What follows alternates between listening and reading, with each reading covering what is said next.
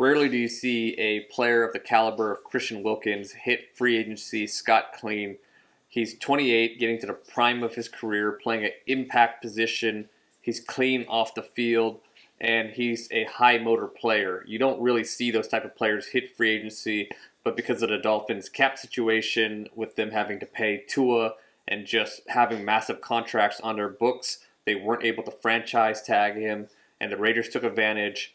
But they had to pay a hefty price. After Aaron Donald retired, Wilkins is going to be the second highest paid defensive tackle in the league to Chris Jones in terms of average per year.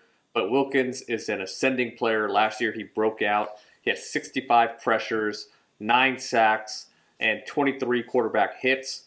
This is a player that looks like he's going to be one of the top of his position for a long time. Defensive tackles typically age gracefully, so even though he's in his prime, he at least has 4 to 5 elite years. If he continues on a trend he's continuing on.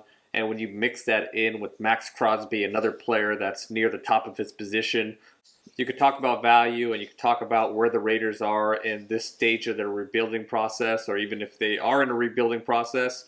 But at the end of the day, the Raiders now have one of the best 4-man pass rushes in the league, and that is going to impact games. So let's get into the film. Wilkins is a rare combination of speed and power. At 311 pounds, he can explode off the ball. He moves well laterally and chases guys down in the open field. He's not really a bull rusher. He doesn't have that jolt with his hands initially, but he's strong enough to strain and push guys back, as you can see here, as he does to David Andrews and gets a sack on Mac Jones. Playing in Vic Fangio's gap and half system, he had to slow down on early downs. You can see here he has his head in the B gap initially.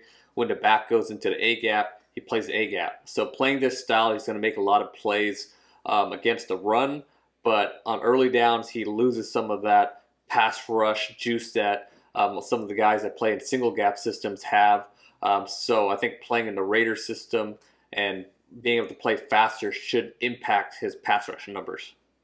Because when he's able to pin his ears back, there's just not a lot of defensive tackles that could rush the passer like Wilkins. He's explosive off the ball, great with his hands. You can see him pin the blockers outside arm and rip through, and he shows great bend getting around the corner and finishing for a sack.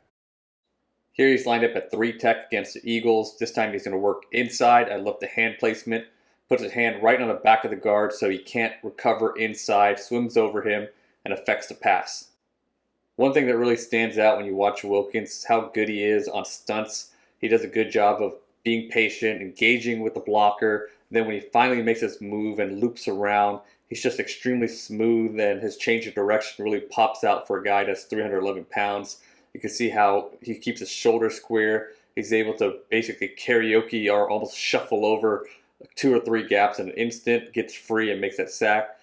Here's another example of a TT stunt. Again, just watch how he keeps his shoulder square. Doesn't give away that he's going to loop around. Gets in scot-free. Gets another sack on a TT stunt. And he's going to be really fun to watch on ET stunts when he's going to work in tandem with Max Crosby. Here, Phillips is going to go inside and Wilkins is going to go outside. Phillips spikes down on a guard. Again, keeps his shoulder square, gets free. And you guys all remember this interception where he has Aiden O'Connell wrapped up and he kind of just tosses the ball to Phillips. Crosby and Wilkins are going to be a nightmare to deal with on these stunts because they're both are so athletic and their change direction is so good. Another trait that really stood out when watching Wilkins is one that Crosby shares as well, and that's block recognition. He understands what kind of block is coming at him. He's able to read it, and he knows how to react to it. For example, here it looks like a run play, but he reads that it's play action. He could tell the offensive lineman is passive, and he's able to get off that block and effect a pass. The next trait I want to talk about is going to be an important one if you're going to play in the AFC West, and that's just the athletic ability to contain and close in on quarterbacks in the open field, especially when they're trying to break the pocket and scramble, and that's something that shows up on Wilkins' film over and over again. Here, the Titans are going to try to run a boot at him. He's lined up on the backside. He goes outside initially, but he has to beat that tight end block inside. Levis tries to break the pocket on a boot. You can see that just jump outside to force Levis to kind of back up in the pocket and just throw up a prayer up. There's not a lot of defensive tackles that could react like that, but Wilkins has that ability. This next play we're going to look at is from the AFC wildcard game, Chiefs against the Dolphins. He's lined up against right tackle Jawan Taylor, and he's going to go inside of Taylor to beat this block. and Mahomes is going to want to break the pocket. He has nothing open. He's going to try to create a second reaction play like he usually does. But you can see Wilkins just quickly react and force him backwards instead of breaking the pocket, and he forces Mahomes to throw the ball away. So obviously you could tell I love this Wilkins signing. I love pairing him up with Max. I love pairing him up with Malcolm Kuntz, who had a breakout season last season. They brought back Adam Butler. They brought back John Jenkins. I think the Raiders have one of the best four-man pass rushes in the league next season. And they really have a chance to put together an elite defense. Last season they finished 9th in defensive DVOA. And adding a blue-chip player like Wilkins, the expectation is they upgrade and they become a top 5 type of unit. But they still need a cornerback 1. And I know some fans are excited about Jack Jones being that guy. But the jury's still out on him whether he can be consistently a great corner from week to week. But I don't think Jack Jones should stop you from trying to add a top flight corner, whether that's through a trade or through the draft. You need to get that corner spot solidified.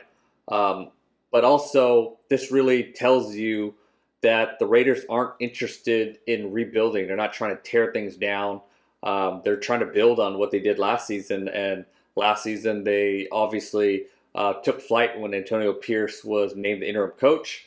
But they don't have a quarterback.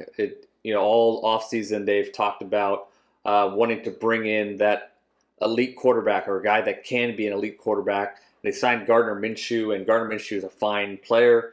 I'm sure he'll be good enough to win games, but he's not that guy that will take you to the Super Bowl.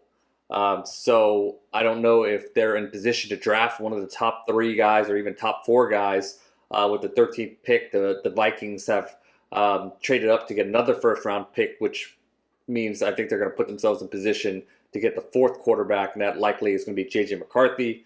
So that leaves the Raiders kind of in that, looking for that second-tier quarterback, and that's going to be highlighted by guys like Bo Nix or Michael Penix. And, you don't want to draft one of those guys with the 13th pick, so you're going to be waiting around a second round to draft a quarterback, and hopefully one of those guys fall down there. I just don't think you're going to be able to move into a position to draft one of those top 4 guys.